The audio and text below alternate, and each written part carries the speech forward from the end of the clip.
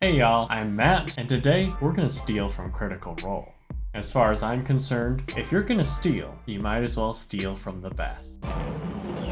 As a kid, I looked up to Michael Jordan. I wanted to be him, to fly through the sky and jam with him, the Looney Tunes, Shaq. But if I were on the court, just a basketball court, at school or at the gym, no one would look at me playing and say, "Why aren't you Michael Jordan?" I expected every player to be like Michael Jordan. That'd be weird, right? But that seems to be how some DMs have been treated, as far as being compared to Matt Mercer, which isn't fair. That's a wild expectation to put on anyone, to be held up in the light of the best in the world. I want to make a distinction here. I'm not telling you to compare yourself to Matt Mercer, nor am I comparing myself to him. I'm telling you to steal from him and everyone else in Critical Role. Not their IP, nor physically robbing them, but to steal elements from their play that can improve your own game. Now, I have a little caveat here. I've only dabbled a little bit with the prior seasons. I've seen maybe 1 or 2 episodes, and I've heard a lot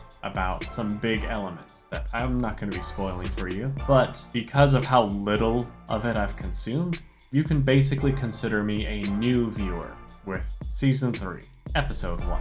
So, this is what I've gleaned from the viewing experience that I think might be helpful to you as a DM. First, let's forget about the acting part.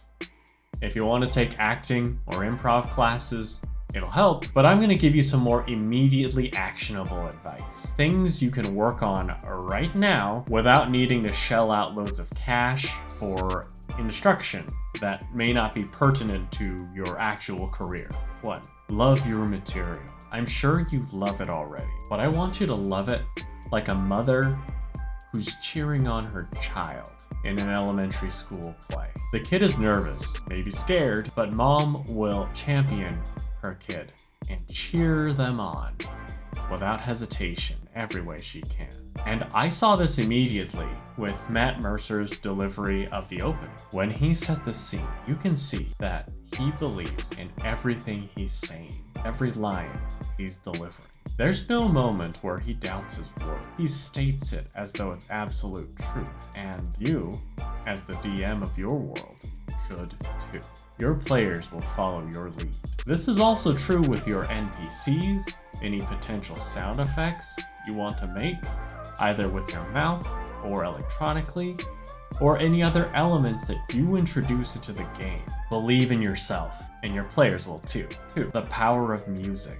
The music in the episode was on point. There was even a moment where someone in chat mentioned it being too loud, and at that point, the volume was turned down, which leads me to believe that, of course, Critical Role, being such a big company, has production staff in charge of managing the music. Of course, it's a produced show. They want every element to flow perfect. Now, as a DM, you don't need that same level of timing nor attention from moment to moment if you want to use music in your game too.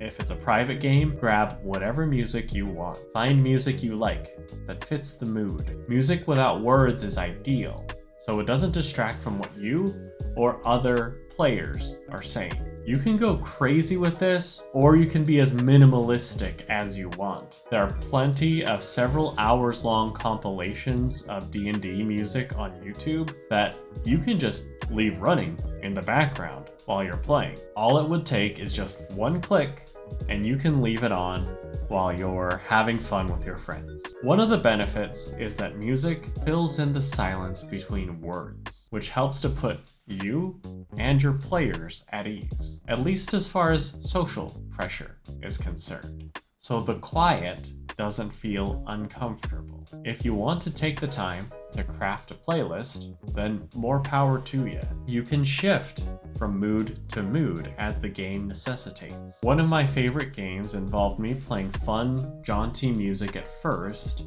and then shifting to creepy, spooky music. Once it reached a certain point, the players immediately felt the tension rise. Now, I highly recommend at least 4 types of playlists, or if you're going with the compilation route, just saving 4 of the extended several hours long videos and going back and forth when you need them. But first, tavern music. For those classic tavern introduction scenes, or if your players are gallivanting around town, just hearing the chatter in the background, the not very clear, just kind of in the background conversation between randos, and the clinking of glasses, maybe some laughter and the like. All of these elements make it feel a little more comfortable. Dark music to establish spooky, scary vibes that can set your players on edge. I love these, especially when they're about to be a little sneaky. It really amps up the feeling, the atmosphere of trying to avoid detection. I will say, when it comes to the spookier, more tension-filled music, I would suggest not using it for too long because it can get a little draining for you and your players. Adventure music, and this would be the all-purpose type of music. Again, if you don't want to go through the process of finding the music and changing songs, honestly, if you just look up D&D adventure music, you can just play it in the background, low volume, and when it comes to travel or more mundane questing, it can make it feel a little more epic. And of course, battle music to make the roll of the dice and the swing of the sword just a little bit more impactful. 3. Pressure on, pressure off, and balance. This is huge in Critical Role. They've got a pretty big cast, so Matt has to make sure that he's taking care of each player, so each character gets their share of the spotlight. Now, he does have some help, as the cast are all pretty decent friends, to say the least, and they can all assist in this. For you as a DM, allow your players to take the roleplay baton for a moment, especially if they're excited to talk with each other in character. If they're interacting with each other, they're taking the pressure off of you and everyone else who's not involved in that particular moment. While you're catching your breath, listen carefully to them. Take clues from what they're saying. Pay attention to where the conversation is going. At some point, you'll need to step in and take some of that pressure off. You can do this by coming in as an NPC who the players need to interact with, or by shifting the focus onto another player or players. Oftentimes, if there's a duo that's closer and more talkative with each other, you might need to give a nudge to the other players to see what they're doing in the meantime while this conversation is happening, so that you can keep things moving and make sure that every player